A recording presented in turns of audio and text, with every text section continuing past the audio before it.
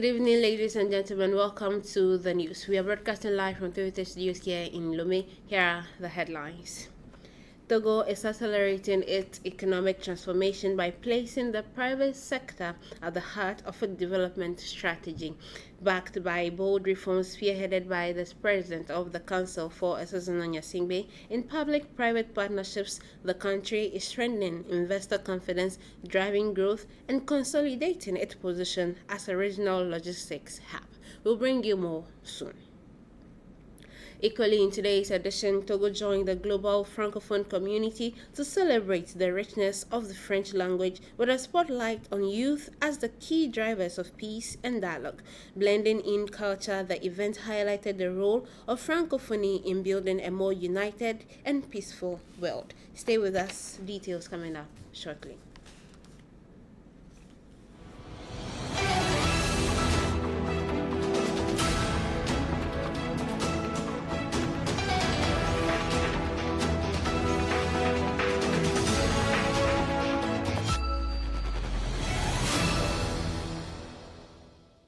It is always a pleasure to have you join us. Economic governance for the past years has been driven by a strengthened partnership between the state and the private sector under the leadership of the President of the Council for Singbe. Reforms implemented under the public-private partnerships have helped secure investment, structure major projects, and reinforce the country's position as a regional logistics hub. Kwesi Glay tells us more on how Togo is positioning the private sector as a strategic partner of the state. Driving growth, attracting investment, and ensuring sustainable development. These are the pillars shaping Togo's economic governance, built on a strong partnership between the state and the private sector. Under the leadership of the President of the Council for Singbe, the country is working to mobilize private resources more efficiently while maintaining rigorous oversight of major development projects. This approach is steering Togo towards a modern, pragmatic trajectory while strengthening its role as a regional logistic hub. In 2025, a major step was taken with reforms to the legal and institutional framework governing public-private partnership. The government modernized contracting, governance, and monitoring mechanism to improve transparency, credibility, and efficiency. A standardized 0.2% levy on the annual turnover of public-private partnership contract holders was introduced, an important move to better regulate public procurement and ensure fair risk sharing while offering investors greater legal certainty. As a result, Togo's business climate is more secure and attractive. The private sector plays a central role, contributing significantly to GDP and job creation. Public-private partnerships have already proven effective in key sectors such as energy through solar projects such as the Sokode plant. The model has also boosts logistic and port infrastructure, enhancing the competitiveness of the port of Lomé and reinforcing the country's position as a regional hub. As a cornerstone of economic governance, public-private partnership reflects the vision of a strategic state focus on efficiency, social impact, and resilience by 2030. Beyond investments, public-private partnerships are also driving skills transfer and the adoption of international standards. In agriculture, they are helping structure value chains, improve productivity, create jobs, and strengthen integration into regional and global markets. As a cornerstone of economic governance, public-private partnerships reflects the vision of a strategic state focus on efficiency, social impact, and resilience by 2030. Two audiences were granted yesterday at the National Assembly. Speaker Professor Kwame Selam Klasu first received the ambassador of Senegal to Togo and Benin and then met with the resident representative of UNFPA in Togo. Discussions focused, among other things, on strengthening cooperation in peace and security across Africa, as well as promoting and protecting women's rights. Ahufanu Chugam reports. The Speaker of the National Assembly, Kwame Selam Klasu, received the Senegalese ambassador to Togo and Benin, Mamadou Moustapha Loum, in a meeting marked by a long-standing friendship between the two nations. Discussions focused on parliamentary cooperation, regional integration, and shared priorities in peace and security. The ambassador highlighted the strong alignments between both countries on African integrations on conflict resolution, describing the meeting as warm and constructive. The same day, Elise Kakam, resident representative of United Nations Population Fund, also met with the speaker. She commended Togo's progress in promoting women's rights and youth development, noting ongoing collaboration to combat gender-based violence. She emphasized efforts to expand integrated support centers by offering medical, psychological, and legal assistance to victims. Through these engagements, Togo continues to demonstrate active diplomacy and strong partnerships aimed at sustainable development. Togo is taking a new step in its national development strategy as it levies its international partnerships to boost local production. A delegation from Oman met with Togolese authorities this Wednesday in Lomé to explore investment opportunities aimed at improving several sectors, particularly rice farming when it comes to agriculture. Quisigli tells us more.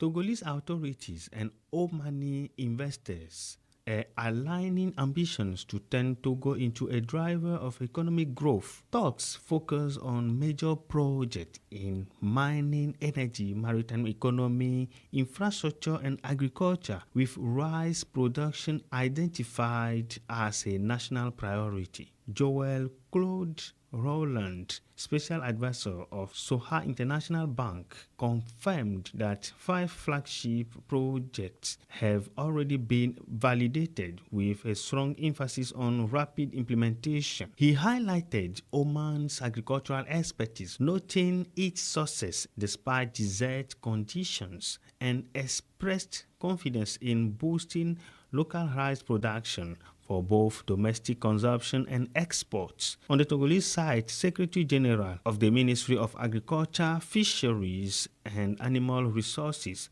and Food Sovereignty, Madadozi Tezike, reaffirmed Togo's commitment to making agriculture as a key growth engine. Priority projects include industrial meat production, rice cultivation, and aquaculture, particularly shrimp farming. This emerging partnership signals a new phase where commitments are expected to quickly translate into concrete action, strengthening food security and job creation. Over 3 days, health stakeholders in Greater Lomé are reviewing the health sector's performance in 2025 in the region. They would assess the results achieved, identify challenges, and propose solutions to improve performances in 2026. The meeting was officially opened this Monday at the Ministry of Health by the Governor of the Autonomous District of Greater Lomé. Awifanu Chigan reports. Le pourcentage de femmes enceintes ayant reçu au moins 3 doses de suite. Health stakeholders in Greater Lomé have reviewed their 2025 performances to better plan for 2026 in line with the National Health Development Plan PNDS 2023-2027. Officials reported clear progress in maternal and child health, including prenatal care and supervised deliveries, as well as in malaria control. The focus now is on understanding these results and identifying ways to further improve outcomes. Vaccination coverage has also improved significantly thanks to intensified outreach and effort to identify zero-dose children. Gaps remain in urban and peri-urban areas, requiring stronger communication strategies to address misinformation and boost uptake. Youth and adolescent health remains a key challenge moving forward. Overall, the execution rate of planned health activities reached 89.8%, reflecting sustained effort to improve healthcare delivery. Well, from Lomé, let's move to the Kara region, where a free medical consultation and treatment outreach campaign is being conducted. The initiative is led by the Faculty of Health Sciences of the University of Kara as part of activities marking its 10th anniversary. Kwesi Glay has more details in this report.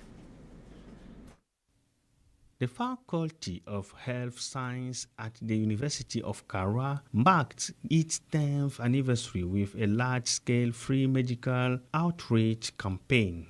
Medical teams alongside final year students were deployed to underserved areas to support local health facilities and raise awareness on prevention. The campaign launched in Dufelgu extended to several prefectures, including Dangpen, Bassa, Asoli, Bina, Keran, and Koza, offering screening for hypertension, diabetes, hepatitis, and HIV, as well as ultrasound services for both men and women. Health workers also conducted awareness sessions on preventable non-communicable diseases, including cardiovascular conditions and diabetes, as well as cancer prevention.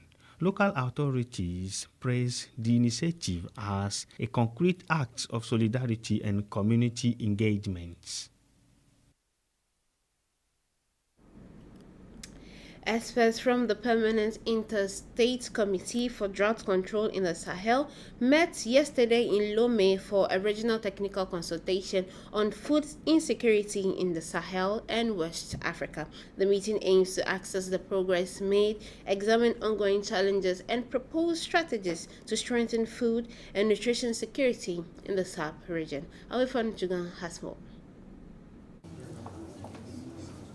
In response to the persistent food and nutrition insecurity across West Africa, the Regional Permanent Interstate Committee for Drought Control in the Sahel has brought together regional and national experts from Economic Community of West African States and West African Economic and Monetary Union to identify preventive solutions. Over 3 days, participants are engaging in depth discussions aimed at improving coordination among member states and to better anticipate lean seasons.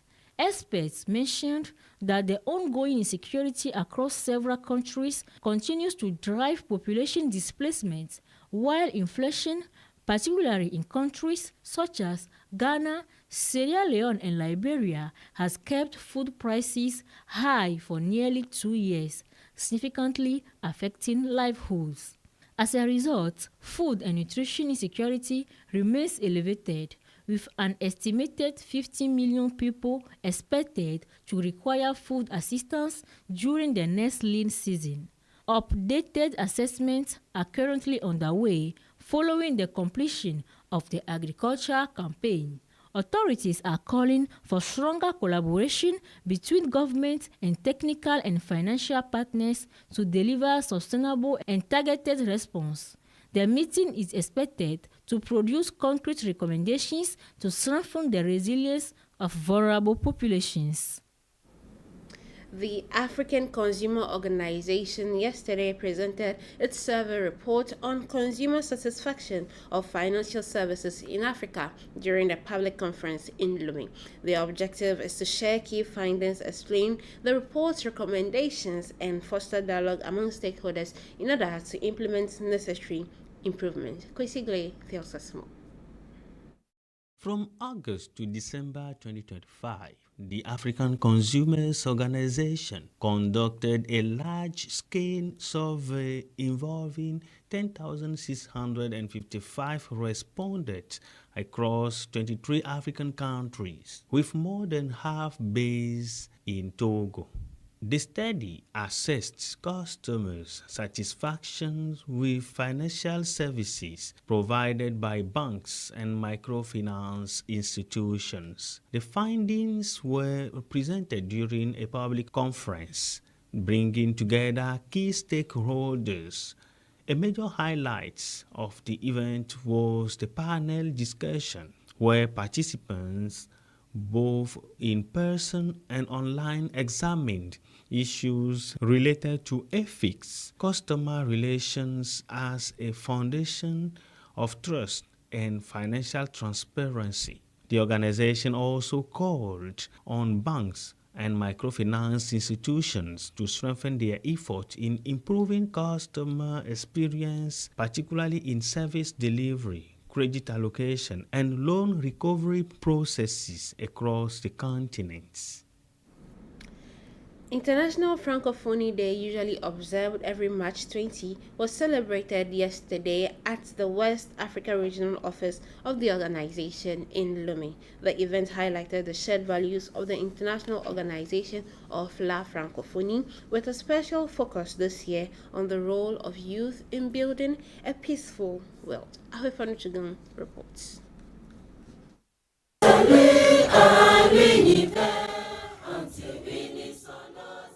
The richness and diversity of the French-speaking world were on full display in Togo during the celebration of International Francophonie Day.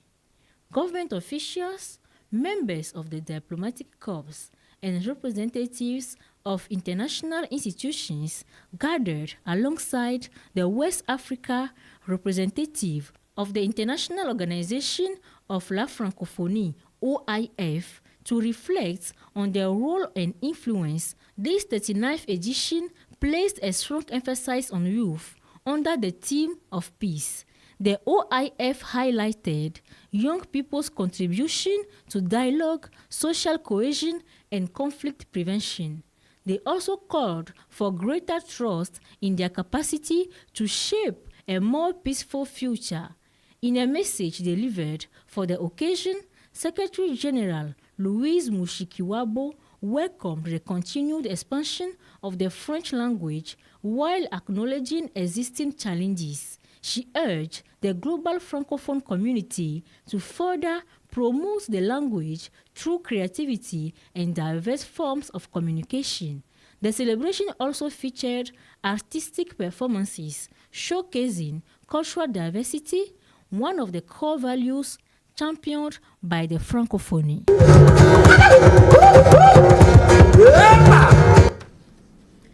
That brings us to the end of today's edition. Thanks to my wonderful team and to you, cherished viewers, for watching. Stay tuned to our channel for more updates, and remember that we will always reap whatever we sow. Have a wonderful evening. See you next time. Goodbye.